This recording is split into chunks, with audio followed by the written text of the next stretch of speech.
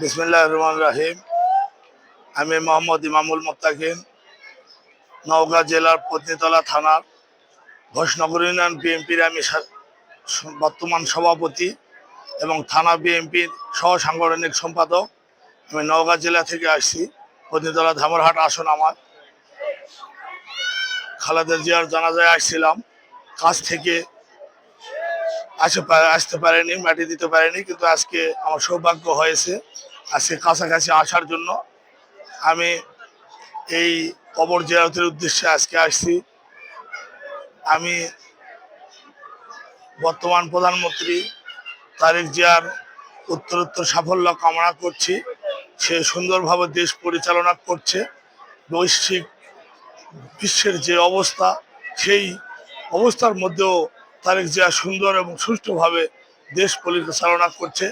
আমরা তার দোষ না ধরে তাকে আমরা সার্বিক সহযোগিতা করি, সুন্দর দেশ গড়ি, বৈষম্যমূলক দেশ গড়ি এবং দেশের স্বাধীনতা সার্বভৌমত্ব রক্ষা করি। এবং এই দেশের জন্য আমরা সবাই কাজ করি। সবার আগে দেশ, তারপরে জনগণ। আমি সবাইকে ধন্যবাদ জানিয়ে এই মরহুমার জন্য সবার কাছে দোয়া চেয়ে আমি আমার সংক্ষিপ্ত বক্তব্য শেষ করতেছি। আসসালামু আলাইকুম।